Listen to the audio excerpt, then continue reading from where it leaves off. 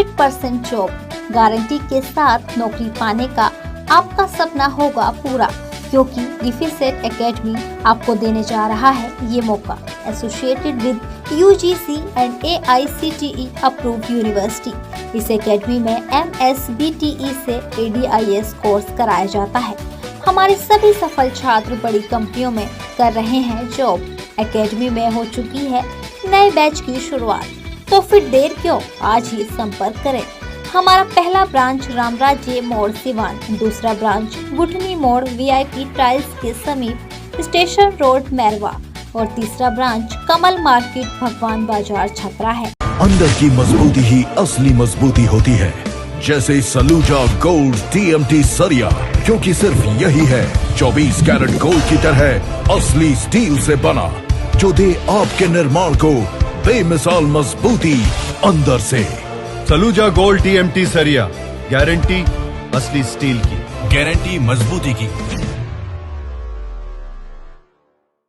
सिवान जिला के चापढाला स्थित भाजपा कार्यालय पर मकर संक्रांति के मौके पर पूर्व स्वास्थ्य मंत्री मंगल पांडे के द्वारा भोज का आयोजन किया गया। इस दौरान उन्होंने पत्रकारों को भोजनोपरांत सम्मानित किया। वहीं उन्होंने प्रेस वार्ता के दौरान बताया कि 22 जनवरी को राम मंदिर का भव्य शुभारंभ हो रहा है। वर्षों इंतजार के बाद राम मंदिर बनने का जो सपना था अब पूरा होने वाला है। तो आइए आपको सुनाते हैं पूर्व स्वास्थ्य मंत्री मंगल पांडे ने प्रेस वार्ता के दौरान और क्या कुछ कहा है। सबसे पहले तो आप सब पत्रकार मित्रों को और आपके माध्यम से राज्य और सिवान की सभी जनता को मकर संक्रांति की बहुत सारी शुभकामनाएं। मकर संक्रांति के पश्चात सूर्य उत्तरायण होते हैं और सूर्य का प्रकाश और तेज होता है और उस प्रकाश से राज्य और देश और प्रकाशित हो और विकसित हो, ऐसी शुभकामनाएं मैं आप सब लोगों को देता हूं। मकर संक्रांति के अवसर पर आज आप सब मित्रों के लिए जो इस दिवस का विशेष भोजन होता है दही चूड़ा, उसका भी आयोजन जिला भारतीय जनता पार्टी के तरफ से, जिलाध्यक्ष जी की तरफ से किया गया है। आप सब लोग और हम सब लोग साथ में दही चूड़ा का आनंद भी लेंगे। और मकर संक्रांति के बाद बहुत कुछ राजनीतिक रूप से भी देश में घटित हो रहा है और होने वाला है।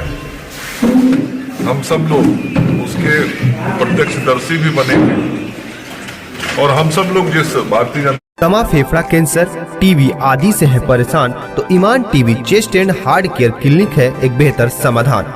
संपर्क करें डॉक्टर आजाद आलम से, centre point Chakia road Siwan. Party परिवार से आते हैं। भारतीय जनता पार्टी आगामी लोकसभा चुनाव की तैयारी की दृष्टि से भी बहुत काम कर रहा है।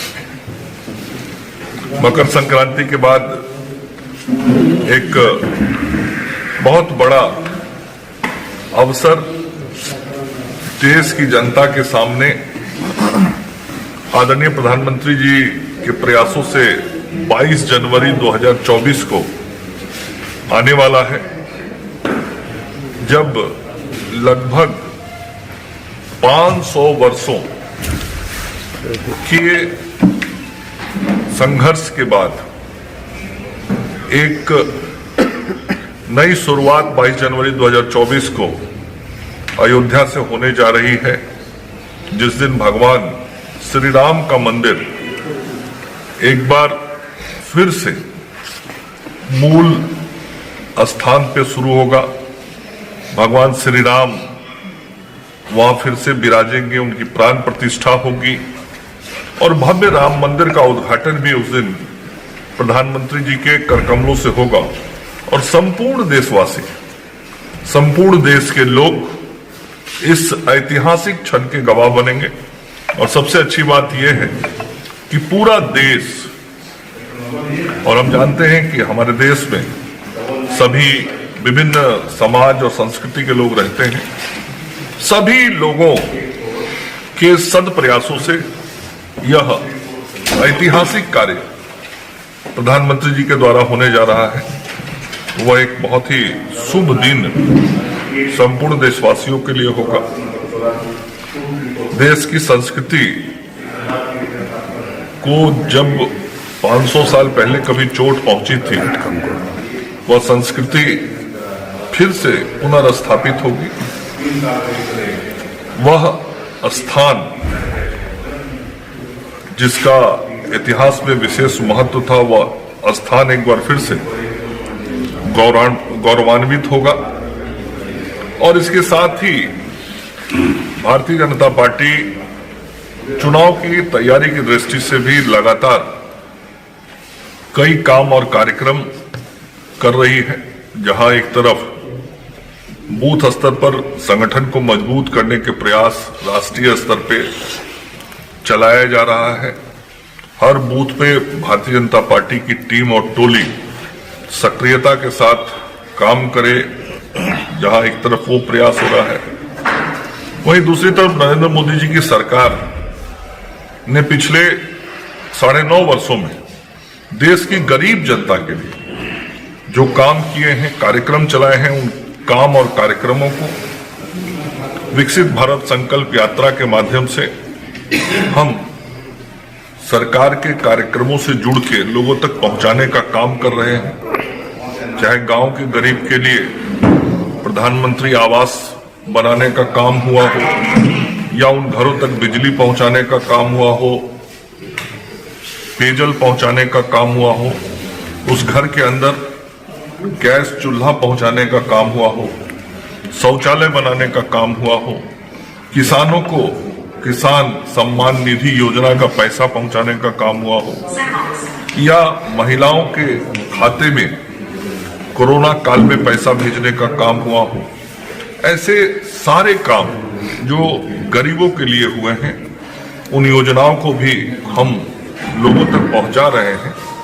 और आदरणीय प्रधानमंत्री जी का जो संकल्प है विकसित भारत का, जब देश आजादी के 100 साल पूरे कर रहा होगा 2047 में, उस वक्त यह देश आत्मनिर्भर होगा, उस वक्त यह देश विकसित होगा। अभी तक हम भारत के लोग इस देश को विकासशील देश कहते थे, डेवलपिंग कंट्री कहते थे, लेकिन अब हमारा भारत डेवलपिंग नहीं होगा, डेवलप्ड होगा, विकसित होगा। और इस सोच और सपने के साथ देश की बुनियादी ढांचों को मजबूत करते हुए, विकास के नए आयामों को करते हुए चंद्रमा तक भी पहुंचने का काम भारत ने किया है। और इन सारी उपलब्धियों को हम जनता तक पहुंचाने का काम कर रहे हैं। इसके साथ ही जो गरीबों के कल्याण के और कार्यक्रम अभी करने हैं, वो बातें भी हम लोगों तक पहुंचा रहे हैं। मोदी की जो गारंटी है ये देश को विकसित करने का, उस गारंटी को पहुंचा रहे हैं। मोदी है तो मुमकिन है, इस विश्वास को लोगों के जहन तक उतारने का काम कर रहे हैं। और लोगों का भरोसा और विश्वास भी हम सब लोगों को, भारतीय जनता पार्टी के कार्यकर्ताओं को, समर्थकों को, शुभचिंतकों को मिल रहा है। और देश और बिहार की जनता का भरोसा एकमात्र केवल और केवल भारतीय जनता पार्टी और एनडीए के हमारे सम्मानित नेता और प्रधानमंत्री नरेंद्र मोदी जी पर है, जिनके नेतृत्व में लोगों को भरोसा है कि देश विकसित और आत्मनिर्भर बनेगा। और इन कार्यक्रमों के साथ साथ हम सब लोग, जो आगामी लोकसभा के चुनाव है, उस चुनाव की तैयारी के लिए भी अन्य कार्यक्रम भी हम सब लोग कर रहे हैं। अभी आगे आने वाले समय में वैसे अलग अलग कार्यक्रमों की जानकारी, देखिए ये तो इन विषयों पे मैं टिप्पणी नहीं कर सकता। अब आप पत्रकार मित्र चेहरे की हंसी और खुशी पढ़ लेते हैं। हम लोग जो राजनीतिक लोग होते हैं अपना अपना काम करते रहते हैं। हम लोग जो भारतीय जनता पार्टी के लोग हैं, हम लोग अपना काम कर रहे हैं। बाकी दूसरे दल के जो लोग हैं वो अपना काम कर रहे हैं। क्या लग रहा है? और आप पत्रकार मित्र अपना काम कर रहे हैं। सर 22 तारीख को राम आएंगे, हाँ जरूर आएंगे। तो तेज प्रताप यादव कह रहे हैं कि हमको सपने में राम जी आए थे, बातचीत हुआ, कह रहे हैं 22 तारीख को नहीं आएंगे। वीडियो क्लिप हमारे पास मौजूद है, किसी बात सुना देंगे? नहीं, आप उनके क्लिप को दिखाइए, लोगों को जो प्रतिक्रिया देना होगा उनके उस वक्त। कह रहे हैं कि बीजेपी ये ढोंग कर रही है। ये ढोंग है कि सत्य है, ये तो देश जानता है। जैसा मैंने शुरू में कहा, 496 वर्ष का इतिहास है और वह इतिहास कोई छिपा हुआ इतिहास नहीं है। पिछले 40-50 वर्ष के इतिहास को तो हम लोगों ने प्रत्यक्ष देखा है, उसके भी 50 वर्ष पूर्व के इतिहास को हम लोगों ने अपने बाप दादों से सुना है और उसके पीछे के इतिहास सारे पन्ने पे लिखे हुए। तो 496 वर्ष के संघर्ष के बाद ये सफलता मिली है, जब देश पे एक छाया ऐसी थी जिसमें हमें दिखता था कि हमारे संस्कृति पे चोट पहुंचाया सर, हिंदू तो वो भी है, हिंदू धर्म तो वो भी मानते हैं। मैं किसी दूसरे के वक्तव्य पर प्रतिक्रिया नहीं। बिहार के मंत्री है, मैं मंत्री तो मैं उनसे ज्यादा दिन रहा हूँ। सर, एक और सवाल है, कुछ धर्माचार्यों का कहना है कि अधूरे मंदिर पर प्राण प्रतिष्ठा की जा रही है चुनाव को देखते हुए। इस तरह के आरोप को कैसे लेते हैं? ये ऐसे ही लोग कहते होंगे जिन लोगों ने पूरे विषय को ठीक से या तो समझा नहीं होगा या ठीक से अयोध्या में जाके देखा। हमारा धर्माचार्यों में शंकराचार्य भी शामिल है, कई लोग नाराज। मैंने कहा ना, ये वैसे ही लोग होंगे जिन लोगों ने पूरे विषयों को ठीक से समझा नहीं होगा या स्वयं प्रत्यक्ष जाके देखा नहीं होगा। लेकिन पूरी दुनिया, न केवल भारत, पूरी दुनिया देख रहा है कि 496 वर्षों की जो लड़ाई थी उसका विजय का दिवस 22 जनवरी 2000। सर एक सवाल यह है कि आप भी स्वास्थ्य मंत्री रह चुके हैं और तेजस्वी यादव भी स्वास्थ्य मंत्री हैं। आपने, जैसा कि उन लोगों का आरोप है कि आप स्वास्थ्य मंत्री रहते हुए रात में कभी आप अस्पताल में घूमे नहीं, देखे नहीं, और तेजस्वी यादव अस्पताल में जा रहे हैं, औचक निरीक्षण कर रहे हैं रात को 1 बजे 1:30 बजे।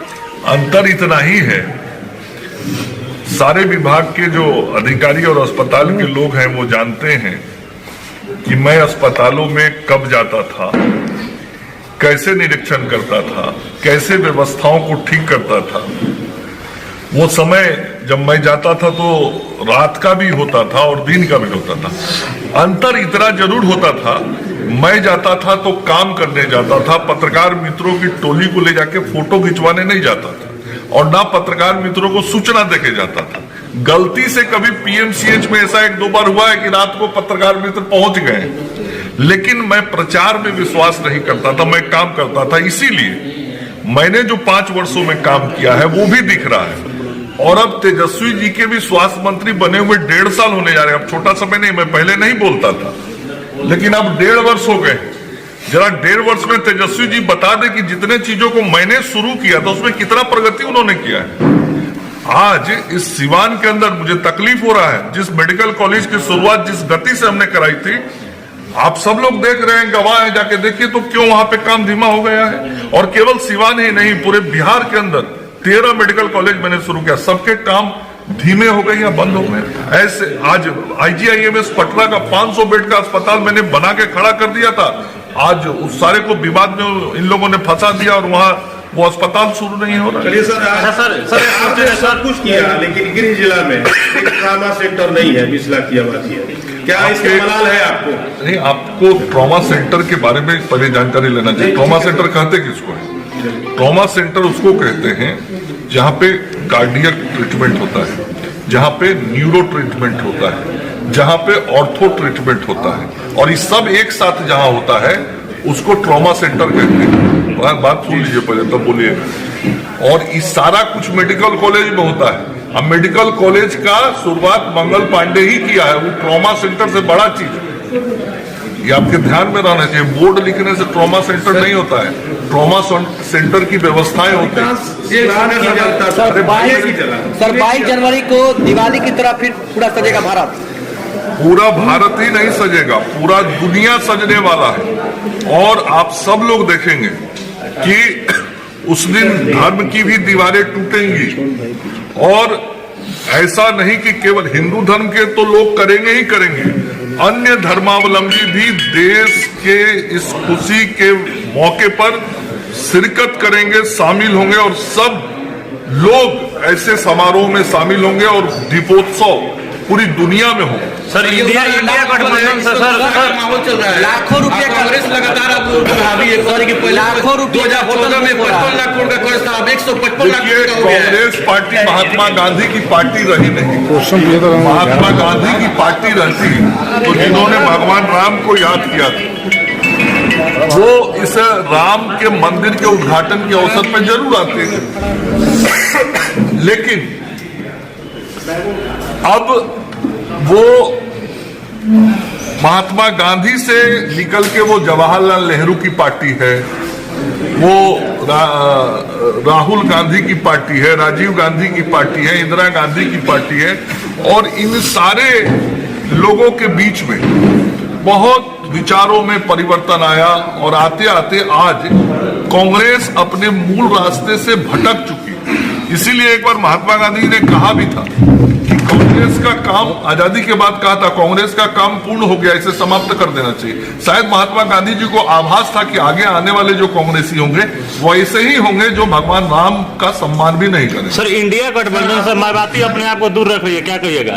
सर आपको नहीं लगता कि जिस तरह से आपने कहा कि आज गांधी जी की पार्टी मतलब कांग्रेस नहीं रही, तो आपको नहीं लगता कि समय के साथ भाजपा भी बदल गई है? आज अटल अडवाणी की भाजपा भी नहीं रही, आज नरेंद्र मोदी की भाजपा भी रह गई है। ये आडवाणी की भाजपा नहीं होती, अटल जी की भाजपा नहीं होती तो आज राम मंदिर का उद्घाटन नहीं होता।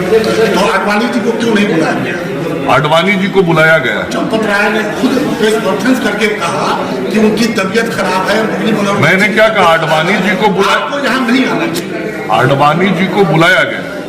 मैं ही यदि आज अस्वस्थ हूं, आडवाणी जी का अवस्था आपको मालूम है,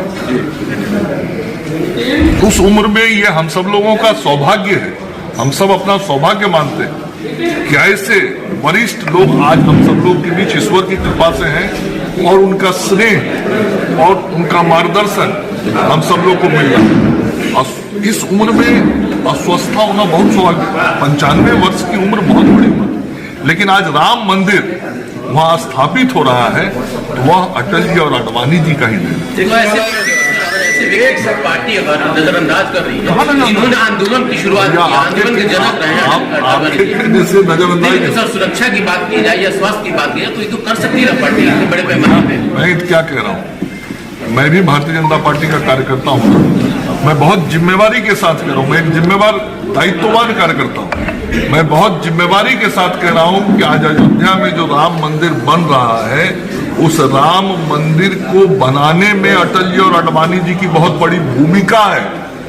आज ये सौभाग्य है आदरणीय नरेंद्र मोदी जी का और हम लोगों का कि हम लोग उसको मूर्त रूप दे रहे हैं और देख रहे हैं। भारत जोड़ो यात्रा फिर से मणिपुर में शुरू हो गया, कांग्रेस ने शुरू किया है और एक तरफ भारतीय जनता पार्टी 22 तारीख को मना रही है, दोनों से किस तरह? अब आप देखिए, जो यात्रा उन लोगों ने शुरू की वो किसी गठबंधन के लोग हैं, उनके गठबंधन में सिर्फ कुटौवल हो रहा है कि अकेले काहे यात्रा पर निकले, इनको गठबंधन के लोगों को लेकर चलना चाहिए। तो हम लोग तो विपक्ष के लोग हैं, उनके गठबंधन के लोग ही उनकी यात्रा का विरोध कर रहे हैं। मैं बहुत पहले से कहता रहा हूं, ये इंडिया गठबंधन चलने वाला नहीं है, इसको राजनीतिक सफलता मिलने वाली नहीं है, इसकी कोई राजनीतिक गंभीरता नहीं है। जनता ऐसे किसी भी गठबंधन को स्वीकार करने के मूड में नहीं है। इस गठबंधन के अंदर कोई नीति नहीं है, कोई नेता नहीं है, कोई नेतृत्व नहीं है और यह विशुद्ध रूप से कुछ वैसे लोगों का जमावड़ा है जो भ्रष्टाचार के रिकॉर्ड कायम करते हैं। हाँ, वैसे लोगों का यह जमावड़ा है और नरेंद्र मोदी वैसे लोगों पर कार्रवाई करते हैं तो उनसे बचने के लिए, उनसे लड़ने के लिए ये एक गठबंधन बनाते हैं। तो ये भ्रष्टाचारियों का गठबंधन ईमानदार मोदी से लड़ने के लिए है। जनता ईमानदार मोदी के साथ खड़ी है, इसलिए इन भ्रष्टाचारियों की हार भी होगी और और चूंकि ये स्वार्थ का गठबंधन है इसलिए इसमें भी होगा। एक कहावत है, कहीं का रोड़ा भानुमति ने कुनबा जोड़ा। ये भानुमति का कुनबा है, ये निश्चित रूप से चुनाव के पहले ही बिखरने वाला है, जिसका कई सारा संकेत आप सब लोगों को देश भर में मिल रहा है।